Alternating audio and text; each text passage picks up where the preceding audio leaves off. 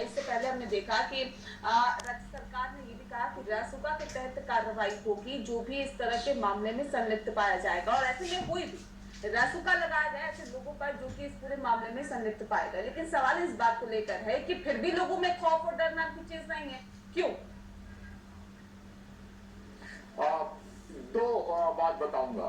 Doctor साहब request कर रहे थे कि इसके ऊपर कानून बनना चाहिए सुरक्षा के लिए डॉक्टरों की, और दूसरा कि सुरक्षा दी जानी चाहिए।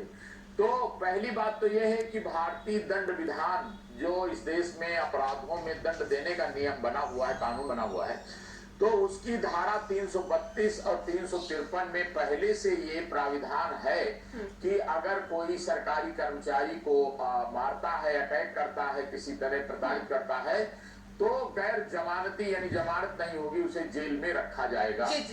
अब दूसरा एक जो राष्ट्रीय सुरक्षा अधिनियम की बात तो माननीय मुख्यमंत्री जी ने बताई ही है, लेकिन एक जो कारण है कि आप जानती हैं कि पुलिस पर इस प्रकार के हमले होते रहते हैं, और ये जो सुरक्षा की बात डॉक्टर साहब ने उठाई है, सच बात यह है कि जो सुरक्षा आपको देते हैं पुलिस वाले, वो भी तो आदमी ही हैं, और वो भी साथ में थे मुरादाबाद में, और जब ये घटनाएं होती हैं तो उन पर भी पत्थर पड़ते हैं। सच बात यह है कि ये मैडम 4 तरह के लोग होते हैं।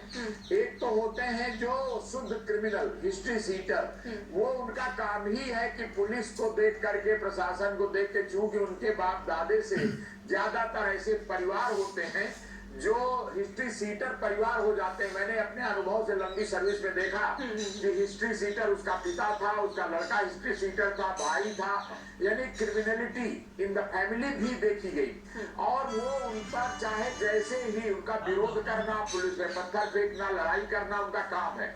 आप वो पकड़े जाएंगे, जेल में बंद होंगे, लेकिन इसके बावजूद वो क्राइम रिपीट करते हैं। तो इनका तो जो मैंने आपसे कहा कि क्रिमिनल रिफॉर्मेशन डिपार्टमेंट जेलों में मजबूत करके इनको साइकियाट्रिक इलाज की जरूरत है। और इसके साथ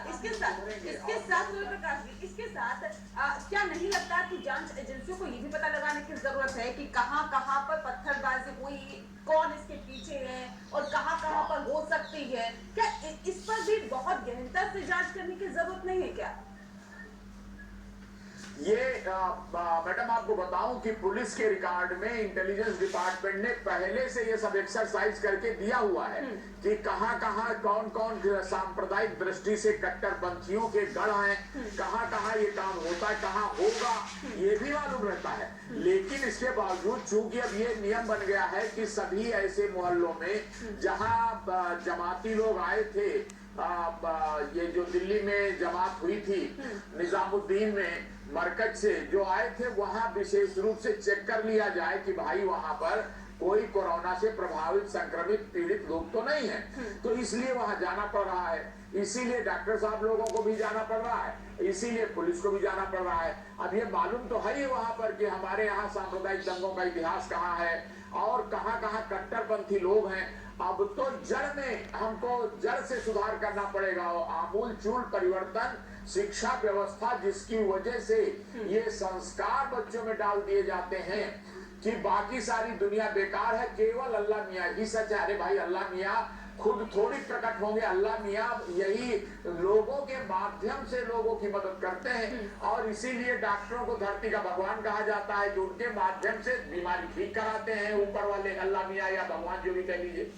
तो ये बात फैलाने की जरूरत है और इसको बाकायदा ये ट्रेनिंग कैंप कहिए या शिक्षा की, जो अज्ञानी लोग हैं, मैं जो 4 तरह की बात कर रहा था, एक क्रिमिनल, एक जाहिल जो अज्ञानी अशिक्षित है, और तीसरे होते कट्टर जो ये मान के चलते हैं कि बस हम ही सही हैं, हमारा ही धर्म सही है, बाकी सब दुनिया में फ्रॉड है, झूठे हैं। इन लोगों को और चौथे होते हैं जो नॉर्मल। तो ये जो कट्टर हैं, इनका भी बराबर का दोष है। ये भड़काते समझाते हैं, जैसे मौलाना साहब ने कह दिया था कि अरे मर भी जाओगे तो सीधा स्वर्ग जाओगे, जन्नत जाओगे, इससे अच्छी जगह कौन क्या होगी। इस तरह का ये केवल एक मौलाना साहब एक व्यक्ति नहीं है, ये सोच है, और ये सोच बहुत सारे लोगों में है। इसलिए इनको सबको जागरूक करने के लिए कि ऊपर वाला आदमियों के, डॉक्टरों के माध्यम से ही आपकी जान बचाता है। खुद नहीं बिल्कुल प्रकट होता। बिल्कुल ये भी अहम वजह हो सकती है, लेकिन बिल्कुल बिल्कुल राय साहब सवाल इस बात को भी लेकर है कि अफवाहें इसमें बहुत बड़ी वजह